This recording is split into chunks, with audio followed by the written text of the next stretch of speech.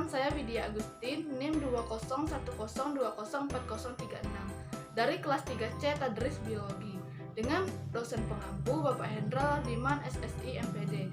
Baik, di sini saya akan menjelaskan materi tentang organisasi komunitas. Yang pertama, konsep komunitas biotik. Konsep komunitas adalah salah satu dari azas-azas dalam pemikiran dan praktek ekologi yang paling penting.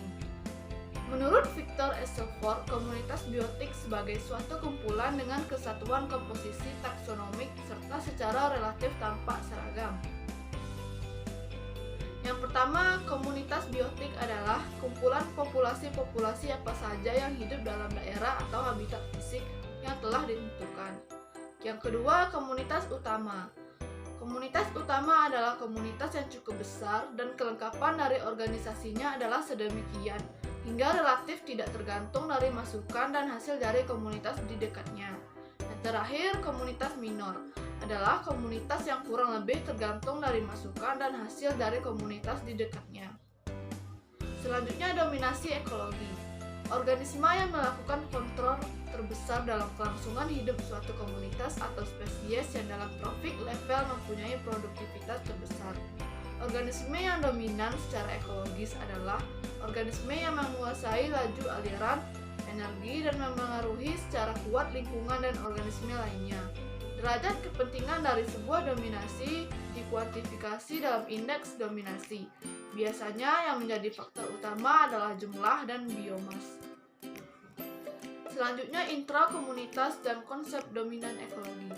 Klasifikasi intrakomunitas berupaya menilai pentingnya suatu spesies dalam komunitas berdasarkan yang pertama, tingkat makanan atau tropik, kedua, fungsional, yaitu produsen, makrokonsumen, mikrokonsumen.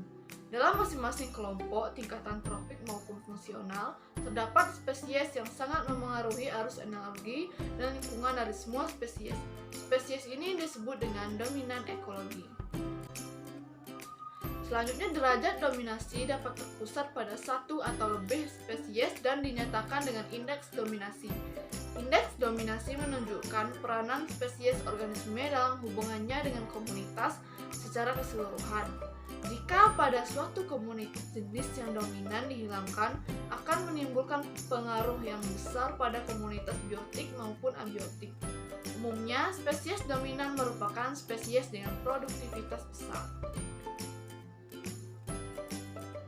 Selanjutnya, analisis komunitas. Komunitas dapat diklasifikasikan menurut yang pertama, habitat fisiknya, yaitu contohnya hutan tropis dan laut. Kedua, bentuk atau sifat strukturnya, contohnya spesies dominan, bentuk hidup dan indikasi lain.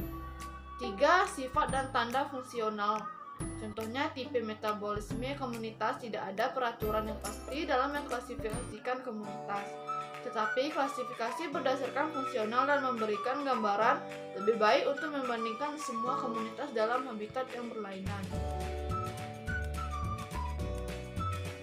Selanjutnya, klasifikasi komunitas pada daerah geografis tertentu dapat digunakan dengan cara yang pertama, pendekatan zonasi, kedua, pendekatan gradien lingkungan, tiga, ordinasi, dan keempat, kontinum, yaitu gradien lingkungan yang dihuni oleh spesies yang tertata. Selanjutnya, keragaman spesies dalam komunitas. Komunitas tersusun dari yang pertama, spesies yang hadir dalam jumlah yang banyak dengan biomasa atau produktivitas yang besar atau indikasi lainnya, mempunyai nilai penting yang besar dan disebut spesies dominan. Dan yang kedua, yaitu spesies yang jarang, yaitu hadir dengan jumlah yang sedikit, mempunyai nilai penting yang kecil.